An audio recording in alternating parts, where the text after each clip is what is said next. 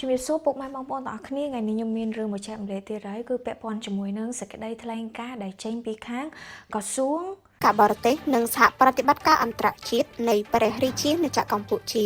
ស្តីពីកម្ពុជាថ្កោលទោសការឈ្លានពានរបស់ថៃក្រសួងការបរទេសនិងសហប្រតិបត្តិការអន្តរជាតិនៃព្រះរាជាណាចក្រកម្ពុជាសូមថ្កោលទោសយ៉ាងខ្លាំងក្លាបំផុតចំពោះការឈ្លានពានប្រដាប់អាវុធរបស់ប្រទេសថៃមកលើកម្ពុជារួមមានការប្រើប្រាស់យន្តហោះចម្បាំង F-16 វាយប្រហារតាមអាកាសលើទីតាំងជាច្រើននៅតាមបណ្ដាខេត្តនានាតាមបណ្ដោយព្រំដែនកម្ពុជាថៃ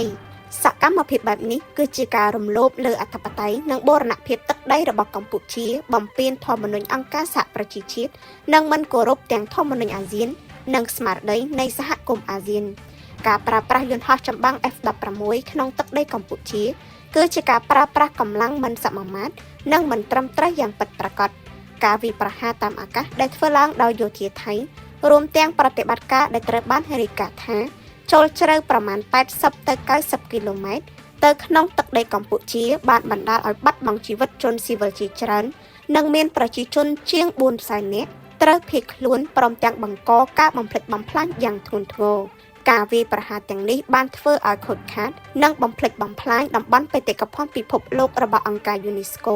រួមមានប្រាសាទព្រះវិហារនិងប្រាសាទផ្សេងទៀតដែលមានសារៈសំខាន់ផ្នែកវប្បធម៌និងសាសនាព្រមទាំងផ្ទះសម្បែងប្រជាពលរដ្ឋសាលារៀនមន្ទីរពេទ្យវត្តអារាម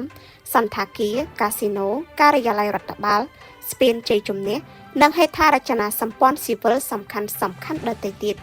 សកម្មភាពបែបនេះគឺជាការរំលោភបំពានយ៉ាងធ្ងន់ធ្ងរលើច្បាប់មនុស្សធម៌អន្តរជាតិនិងកាតព្វកិច្ចអន្តរជាតិក្នុងការការពារជនស៊ីវិល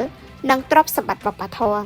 ក្រសួងការបរទេសនិងសហប្រតិបត្តិការអន្តរជាតិអំពាវនាវដល់យោធាថៃឲ្យបញ្ឈប់ជាបន្ទាន់នៅការទម្លាក់គ្រាប់បែកពីលើអាកាសនិងប្រតិបត្តិការយោធាណាមួយដែលបង្កហានិភ័យដល់ជនស៊ីវិល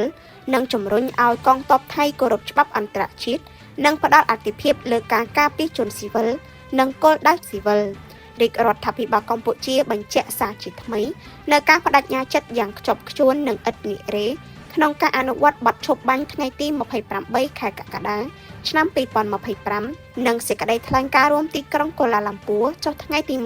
26ខែតុលាឆ្នាំ2025ព្រមទាំងទាមទារឲ្យប្រទេសថៃបញ្ឈប់ការប្រើប្រាស់កម្លាំងក្នុងការកំណត់ព្រំដែននិងត្រឡប់ទៅរកមធ្យោបាយដោះស្រាយជម្លោះដោយសន្តិវិធីស្របតាមគោលការណ៍ភាពជាអ្នកជិតខាងល្អនិងច្បាប់អន្តរជាតិនេះគឺជាទង្វើដ៏សិនថោកទាបបំផុតរបស់តាហ៊ានសៀមមិនថាគាត់តម្លាក់នៅចំកន្លែងណាទេសូម្បីតែប្រទេសតាហ៊ាយសូម្បីតែប្រទេសជាបរដ្ឋក៏សៀមនៅតែធ្វើការតម្លាក់គ្រាប់នៅលើដែរដូចជានៅក្នុងព្រឹត្តិការណ៍នៅក្នុងវីដេអូនេះអញ្ចឹងលោកពូគាត់បានប្រាប់ថាឥឡូវគឺវាបានតម្លាក់គ្រាប់ចំបន្ទាយអាវុធធំរបស់យើងហើយអញ្ចឹងទៅគាត់ធ្វើការថតចែកជូនបងប្អូនមើលនេះគឺជាព្រឹត្តិការណ៍នេះគឺជាព្រឹត្តិភាពដែលសែនឈឺចាប់តែក្នុងនាមយើងជាកូនខ្មែរពេលដែលយើងឃើញបែបនេះយើងមានអារម្មណ៍ថាយើងទទួលយកអត់បានទេចំពោះទង្វើថោកទាបរបស់ជនជាតិសៀមមិនថាតម្លាក់លើភ្នំមិនថាតម្លាក់នៅតាមតំបន់ផ្សេងជាពិសេសសៀមបានតម្លាក់ទៅលើស្ពានដែលធ្វើដោយរដ្ឋាភិបាលចិនជាមួយនឹងកម្ពុជារបស់យើងស្ពានមិត្តភាពចិនជាមួយកម្ពុជារហូតដល់បែកខ្ទេចតែម្ដងមិនត្រឹមតែប៉ុណ្្នឹងទេតម្លាក់ប៉ុណ្្នឹងហើយអត់អស់ចិត្តគឺថែមទាំងតម្លាក់រហូតដល់ផ្អើលពេញនឹងឯងហើយជាភាសាក្មេងៗដែលគាត់កំពុងតែរៀនសូត្រនៅតាមសាលារៀនគឺធ្វើមានការចែកចេញរត់ជើងគ្នាតែប៉ុណ្្នឹងឯង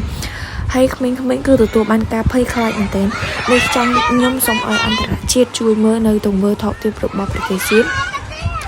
សូមជួយធ្វើការថ្កោលទោសសៀមយ៉ាងធ្ងន់ធ្ងរចំពោះទង្វើអមនុស្សធម៌បែបនេះមិនថាតម្លាក់ទៅលើប្រាសាទបុរាណបេតិកភណ្ឌពិភពលោកទេថែមទាំងតម្លាក់ទៅលើផ្ទះប្រជាជនដែលគាត់ស្លូតត្រង់ជនស៊ីវិលដែលគាត់អត់ដឹងអីហើយទាំងក្មេងៗដែលគាត់កំពុងតែធ្វើការរៀនសូត្រនៅសាលាទាំងដែលគាត់មិនដឹងអីគឺធ្វើការនាំគ្នារត់ពេញនឹងតែម្ដងដោយសារតែវាផ្លោងគ្រាប់ចូលមកកម្ពុជារបស់យើងកាន់តែជ្រៅទៅទាំងដែលកម្ពុជាមិនបានតដៃទៅវិញក្នុងន័យថាសង្ឃឹមថាសង្គ្រាមនឹងចប់ឆាប់ប៉ុន្តែសម្រាប់ប្រទេសសៀមគឺស្រុកវាអត់ចេះខ្លាចសង្គ្រាមទេប្រទេសហ្នឹងគឺស្រែកឃ្លានជាមួយនឹងសង្គ្រាមខ្លាំងមែនទែន